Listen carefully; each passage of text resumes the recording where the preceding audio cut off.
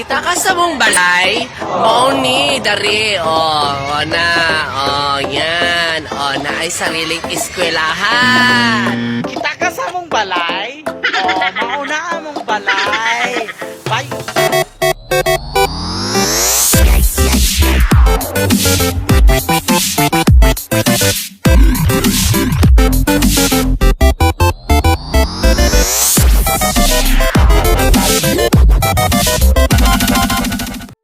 What's up mga hinampak? Nining gabiyo na atong saksiyan.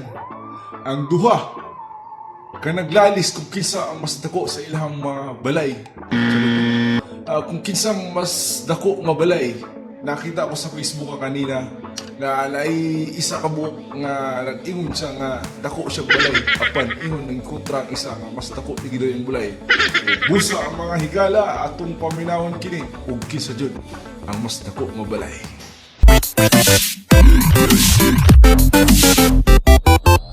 Kung mga hinampak, aniya na siya atong paminawon. Kita ka sa mong balay, mao ni dari na yan na ay sariling eskwelahan.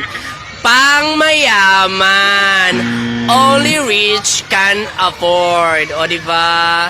Pero grabe si pastor no, kagilibre lang gini pastor ang kanang mga pobre, na pagkamandaot-daoton lang, way batasan.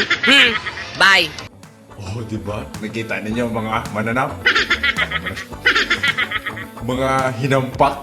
Oh, iyahatong balay, daw kay siyang balay. Oh, kung ilang balay, mo ito ilang balay. Okay na isa. Paminawan.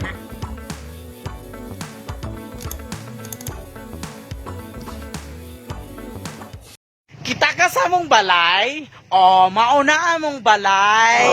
Bayot, wala minang limos sa among balay, amo jud ni siyang gitukod, bisan sa among kawadon. Wa minang hambog ani bayot, kay dili ni gikan sa pangpalimos para makatukod mi aning among balay ug among eskwelahan. Kyo ni mo. Na, mo na yung balay kahuyan. Pero bayot, ilang balay bayot, wala na natukod sa pagpangayo bayot.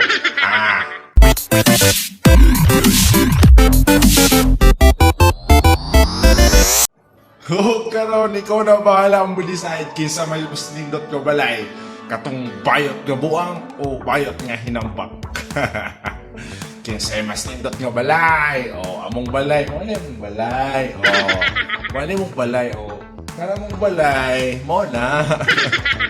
Among balay.